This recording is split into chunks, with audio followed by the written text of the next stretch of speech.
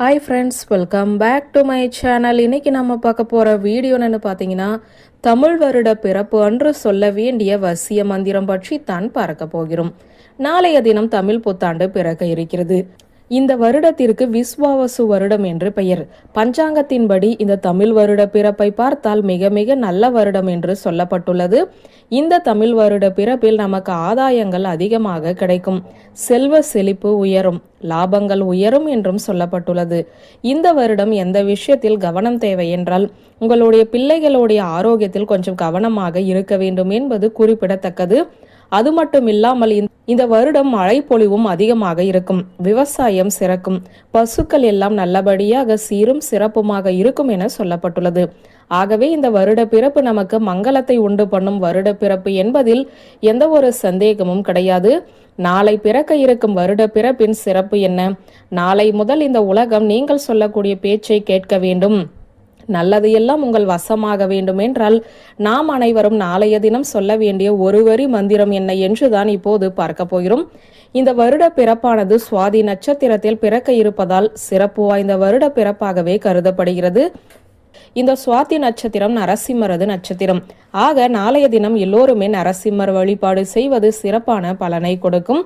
பிறகு கனி காணுதல் நம் எல்லோருக்குமே தெரியும். இரவே ஒரு தாம்பூல தட்டில் அழகாக பழங்கள், தங்க நகைகள், பணம், பூ இது போல மங்கள பொருட்களை அடுக்கி வைத்துவிட்டு அதன் முன்பு ஒரு கண்ணாடி வைத்து தயார் செய்துவிட்டு வீட்டில் இருப்பவர்கள் அனைவருமே தமிழ் புத்தாண்டு அன்று காலையில் எழுந்தவுடன் இந்த மங்களகரமான அலங்கரிக்கப்பட்ட தட்டில் கண் விழிக்க வேண்டும்.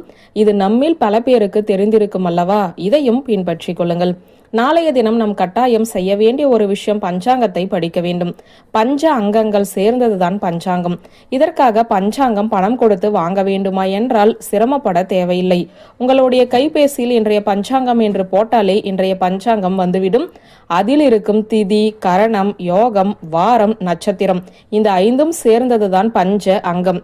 இதைத்தான் பஞ்சாங்கம் என்று சொல்லுகிறார்கள்.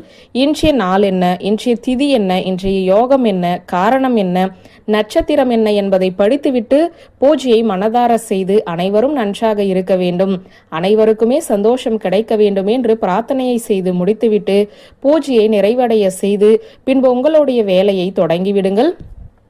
சரி, இந்த பூஜையில் கட்டாயம் நாம் படிக்க வேண்டிய மந்திரம் என்ன, இன்னும் சொல்லவில்லை என்று நீங்கள் கேட்கலாம். வழக்கம் போல பூஜையை முடித்துவிட்டு நமஸ்காரம் செய்து கொண்டு பூஜை அறையிலிருந்து விபூதியோ அல்லது குங்குமமோ எடுத்து நெற்றியில் வைத்துக் கொள்ளும் போது சர்வலோக வசீகரா ஸ்வாகா என்ற மந்திரத்தை சொல்லுங்கள். புஷ்பங்களை எல்லாம் இறைவனுக்கு சமர்ப்பணம் செய்யும் போது இந்த ஒரு வரி மந்திரத்தை சொல்லலாம். பூஜை நிறைவடைந்த பிறகும் இந்த மந்திரத்தை சொல்லலாம். எப்போது சொன்னாலும் தவறு கிடையாது. இந்த உலகமே உங்களுக்கு வசியமாகிவிடும். இந்த மந்திரத்தை இன்று மட்டும் தான் சொல்ல வேண்டுமா? நிச்சயம் கிடையாது. இன்று முதல் துவங்கி நாள்தோறும் நெற்றியில் விபூதி, குங்குமம், சந்தனம் இட்டுக் கொள்ளும் போதுமே இந்த மந்திரத்தை சொல்ல இந்த உலகம் உங்களுக்கு வசியமாகும்.